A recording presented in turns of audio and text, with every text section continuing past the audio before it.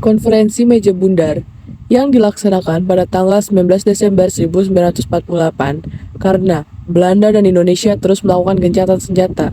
Dan pada tanggal 19 Desember 1948, negara di Asia seperti India, Myanmar, dan Afghanistan bersimpatik kepada rakyat Indonesia.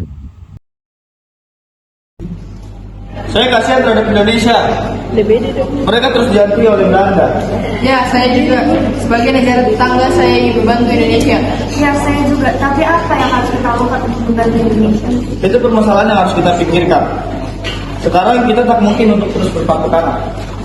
Bagaimana jika kita bersatu bersama-sama mendesak Belanda agar tidak melakukan agresinya terhadap Indonesia? Baik, saya setuju. Saya akan menyatukan negara-negara Asia lain agar ikut bersama untuk menghentikan penyerangan di wilayah Indonesia. Jadi yang bagus. Ayo, kita bergerak sekarang. Akhirnya, negara-negara di Asia segera mengadakan konferensi New Delhi pada bulan Desember 1949. Dan setelah itu, mereka bersama-sama mendesak Belanda. Belanda atas nama dunia segera hentikan agresi terhadap Indonesia dan kembalikan kedaulatan merdeka. Dan atas nama perikemanusiaan, tarik mundur serdadu-serdadu yang ada di Indonesia. Kamu tidak usah ikut campur. Apapun yang terjadi, kami akan terus menjajah Indonesia. Sudahlah, kalian tidak perlu jadi pahlawan, pulang saja kalian. Ternyata Belanda tak memperdulikan desakan itu, hingga datanglah delegasi PBB yang berusaha turun tangan. Belanda, saya datang kemari sebagai delegasi atau perwakilan PBB yang bertugas memelihara perdamaian dan keamanan internasional dan mengembangkan hubungan persahabatan antar bangsa. Ingin meminta kalian agar berdamai dengan Indonesia. Berdamai? Kami tidak mau. Baik, kalau kalian tidak mau, berarti kalian telah membelok dari aturan PBB, dan itu berarti kalian harus siap-siap menerima konsekuensinya, yaitu dimusuhi oleh semua negara di dunia.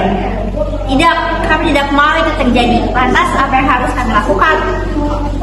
Baiklah, kalian harus membuat kesepakatan dengan Indonesia melalui konferensi Meja Bundar yang akan dilaksanakan pada 23 Agustus mendatang.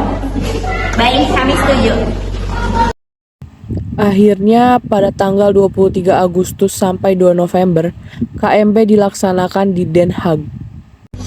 Baik, kami sebagai Badan PFO yang berfungsi sebagai Badan Musyawarah Negara-Negara Federal mempertemukan Indonesia dengan Belanda agar berunding mencari solusi dari sengketa-sengketa yang ada.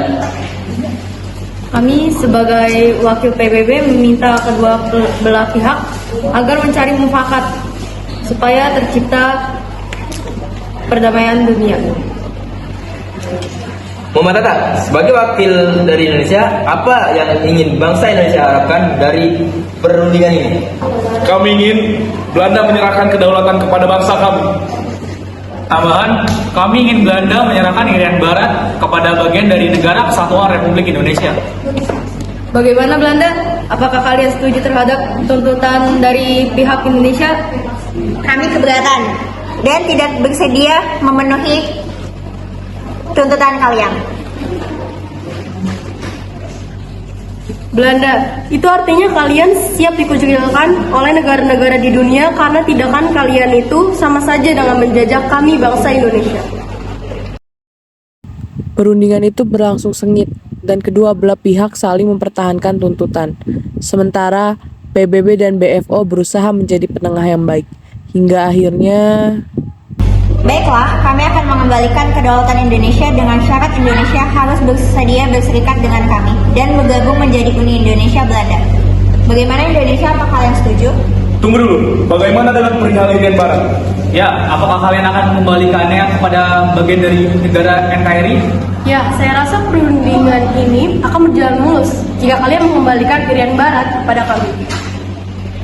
Itu tidak mungkin. Apa yang tidak mungkin?